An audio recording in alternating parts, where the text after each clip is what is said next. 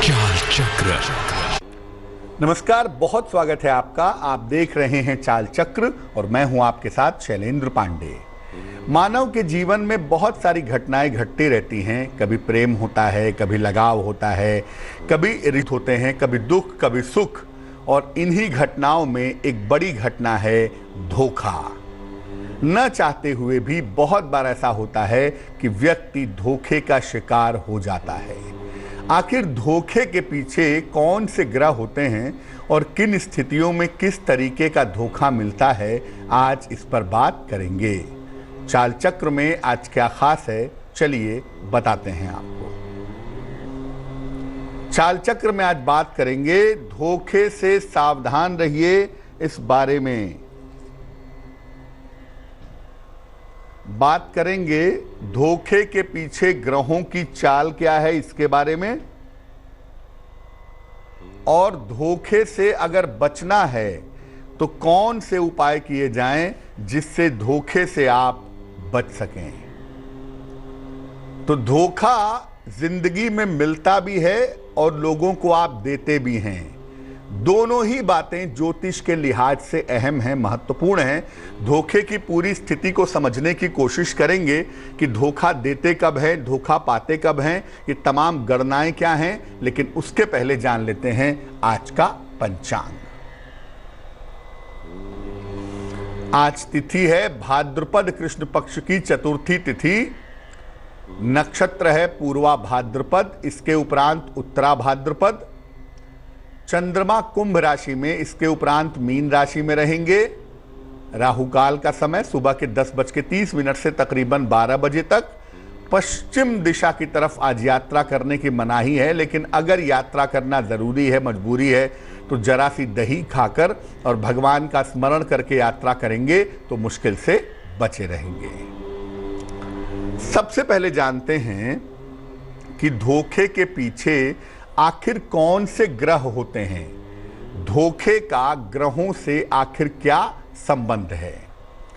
देखिए, धोखा जो है वो कुंडली के 6वें, 7वें और 8वें भाव से संबंध रखता है।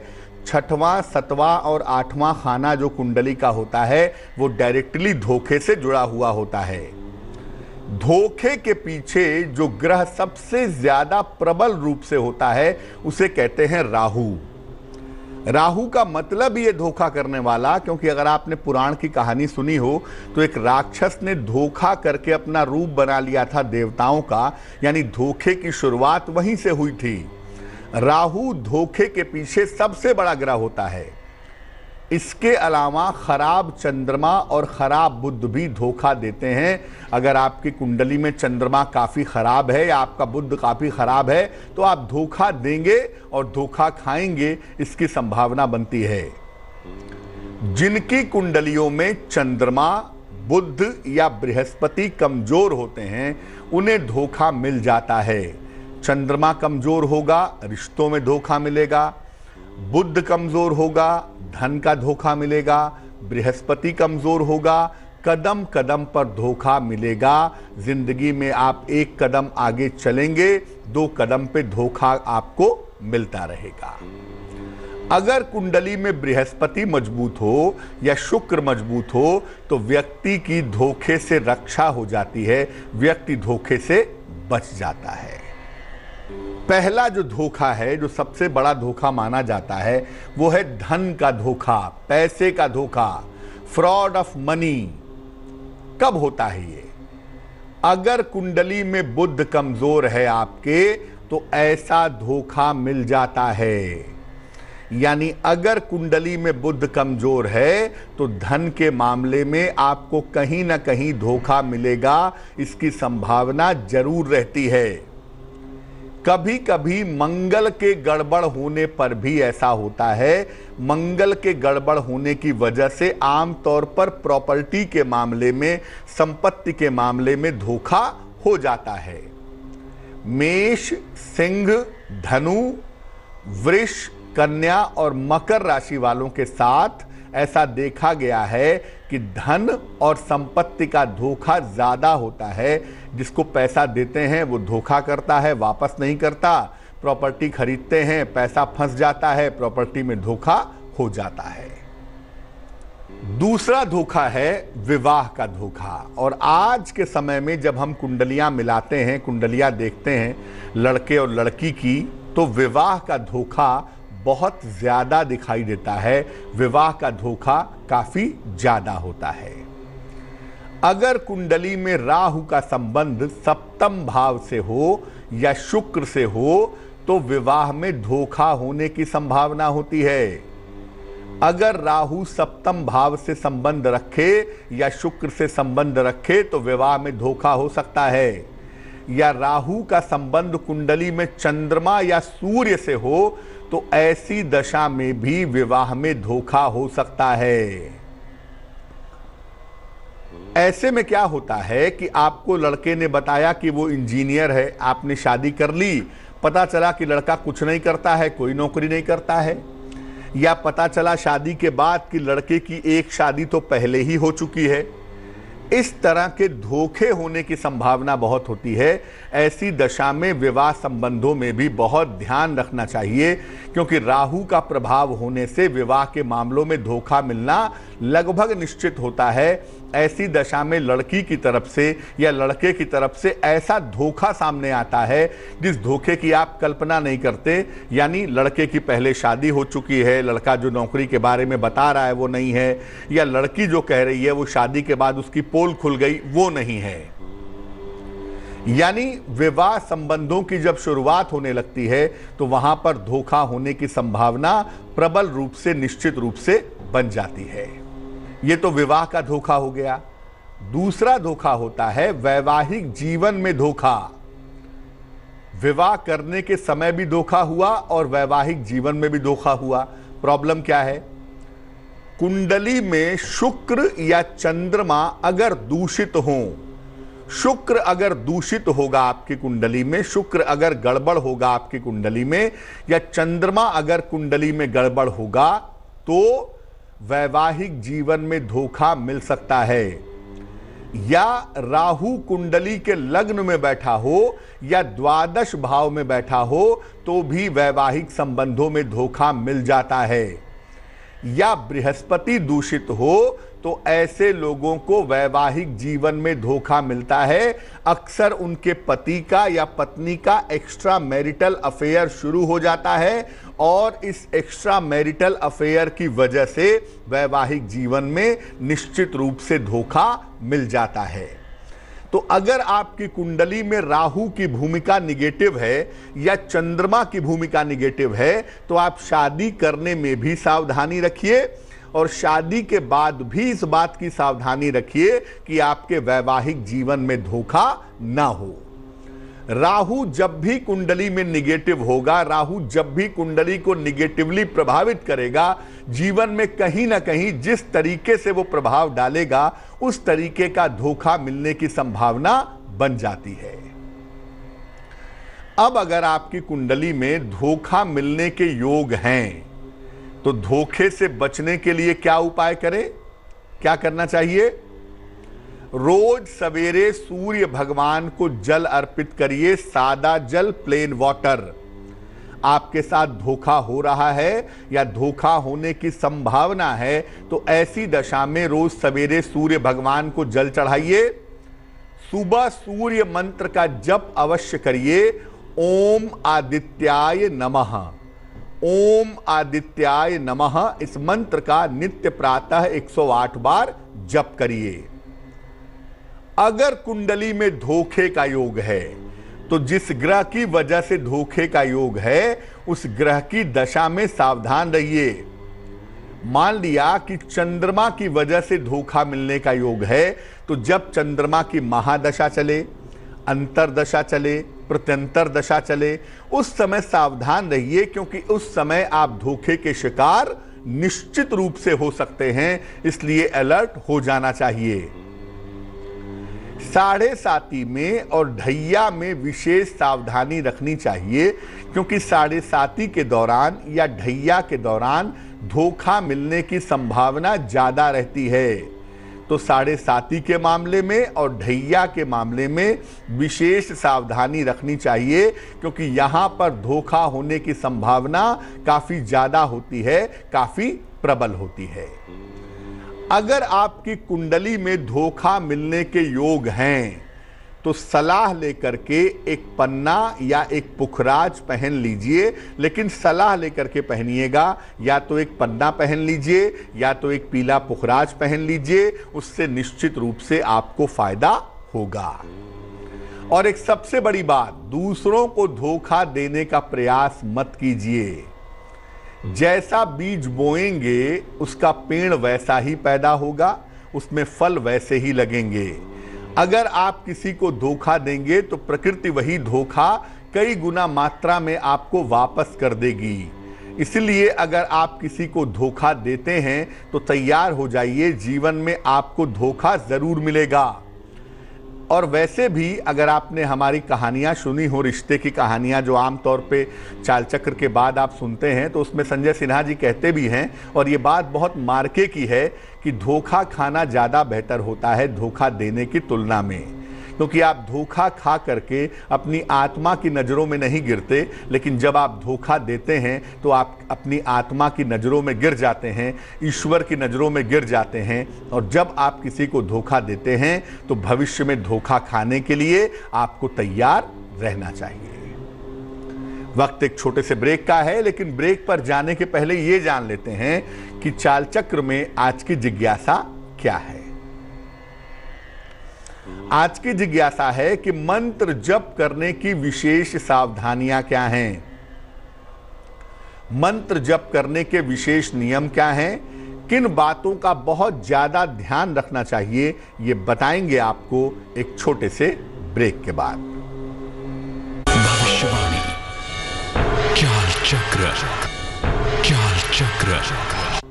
स्वागत है आपका ब्रेक के बाद। ब्रेक पर जाने के पहले हम धोखे के बारे में बात कर रहे थे।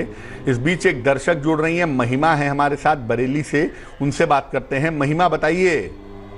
जी पंडित जी नमस्ते। जी नमस्कार, बताइए महिमा। ये डेट ऑफ बर्थ है 3 फरवरी 2004। समय बताइए। 12:10 दोपहर में। कहाँ पे जन्म हुआ है महिमा? बरेली में। जी पूछिए, क्या प्रश्न है? पंडित जी मैं ये जानना चाहती हूँ कि मेरे दादा दादी ने एक फैमिली को हमारे घर में रख दिया था रहने के लिए, पर अब वो हमारा घर खाली करके नहीं जा रहे हैं, तो वो कब तक जाएंगे हमारा घर खाली करके?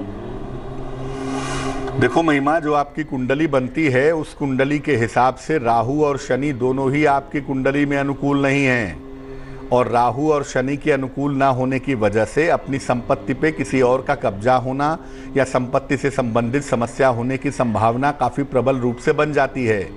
छठे भाव के स्वामी की स्थिति भी अच्छी नहीं है, यानी मामला काफ़ी समय से चल रहा है और वो छोड़कर जाने को तैयार नहीं है। इस मामले में एक तो आपका पैसा खर्च होगा, इस बात की संभावना बनती है कि वो घर छोड़कर जाने के लिए पैसे लेंगे, पैसा लेकर ही आपका घर छोड़ेंगे। मार्च 2021 के बाद इसकी संभावना दिखाई देती है, पहली बात।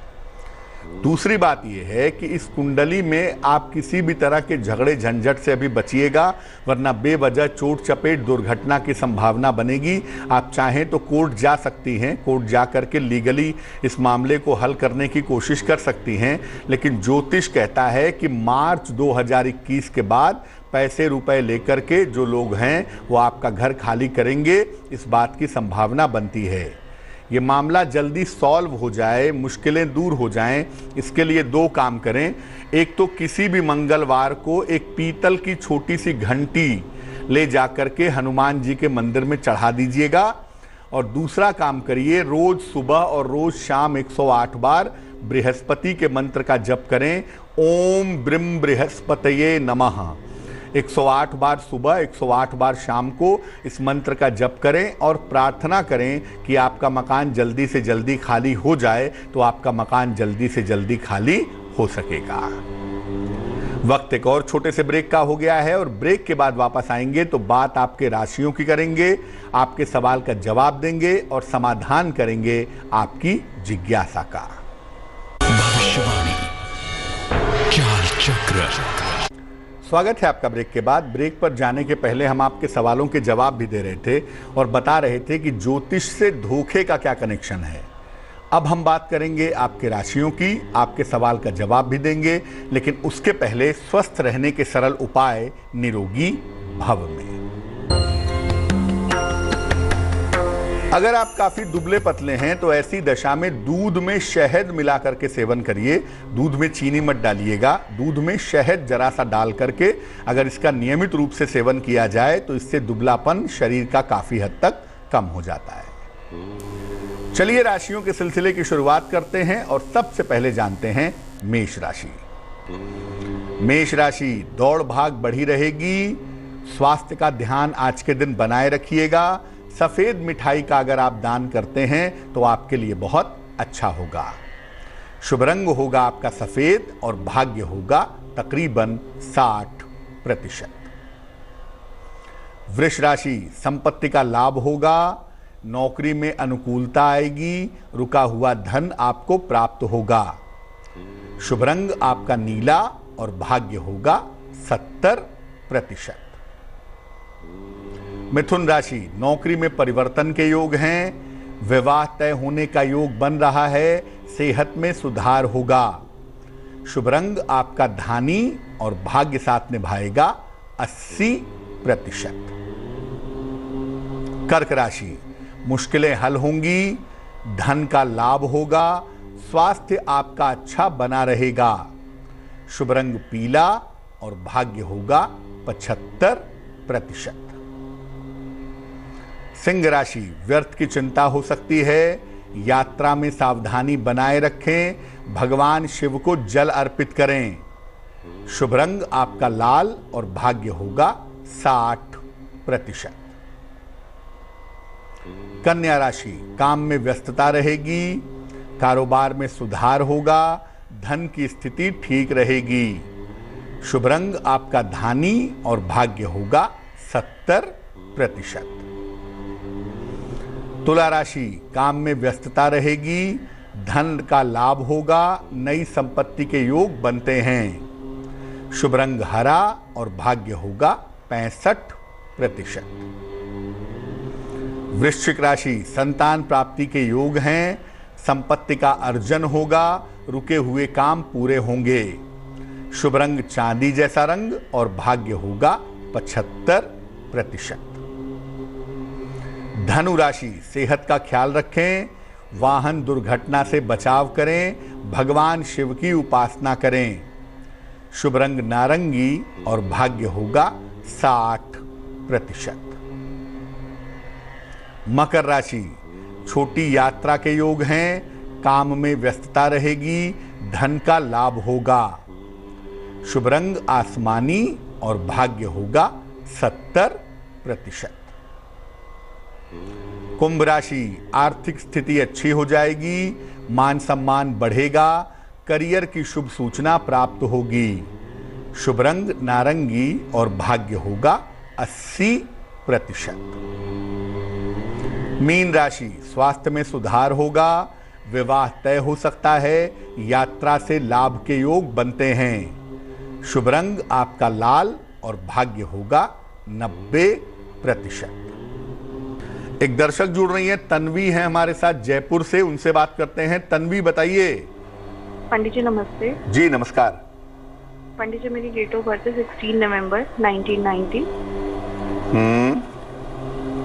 और समय रहेगा शाम में 5:35।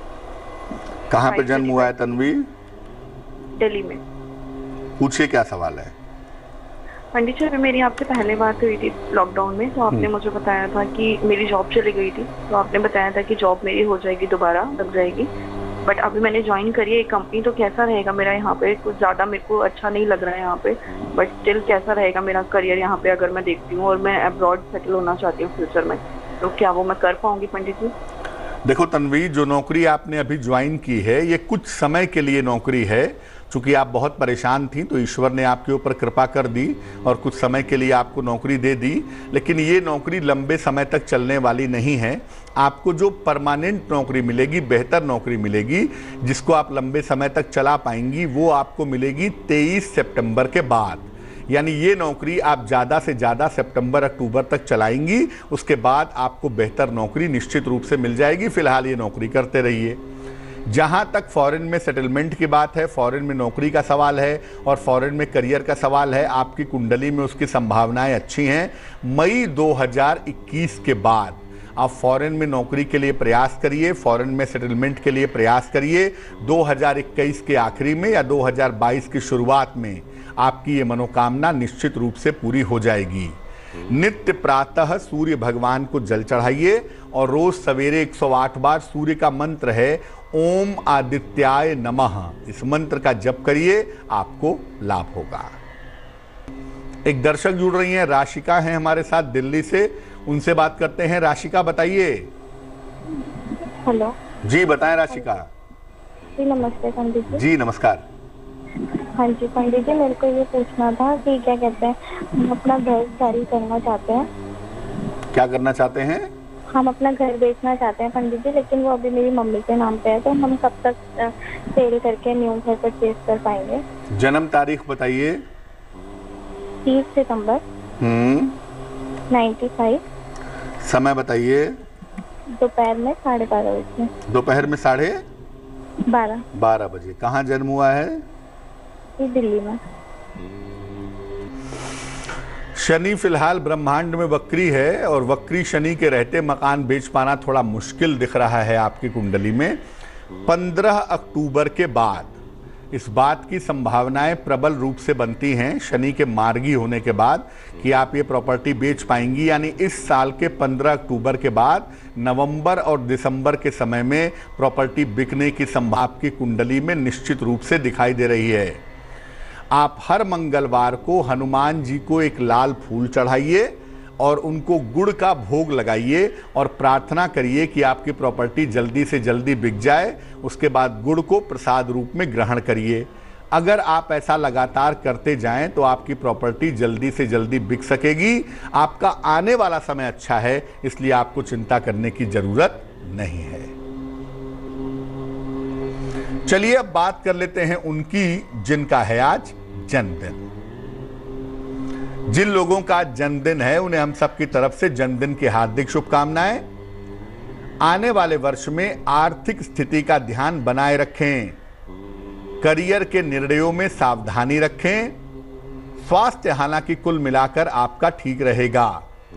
अप्रैल के महीने से जीवन में सुधार होने के योग आपके लिए बनते हैं।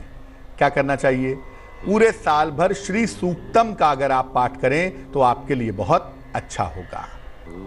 चलिए अब जान लेते हैं आज की जिज्ञासा और उसका समाधान। आज की जिज्ञासा है कि मंत्र जप करने की क्या सावधानियां हैं। देखिए, मंत्रों का जप शांत मन से करना चाहिए। तनाव में आके, टेंशन में आके मंत्र जपेंगे तो टेंशन कई गुना बढ़ जाएगा। अपनी माला और अपना आसन व्यक्तिगत होना चाहिए। जो माला आपकी है उसी पे माला जप करेंगे मंत्र का, कोई और नहीं करेगा। और आपके आसन पे आप ही बैठेंगे, कोई और नहीं बैठेगा।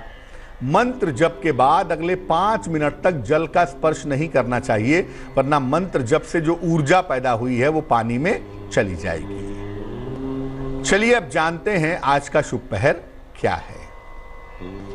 आज का शुभ पहर है रात के 9 बजे से 10:30 तक। इस समय में मां लक्ष्मी को गुलाब के फूल अर्पित करें, इससे आपकी आर्थिक स्थिति में सुधार होगा।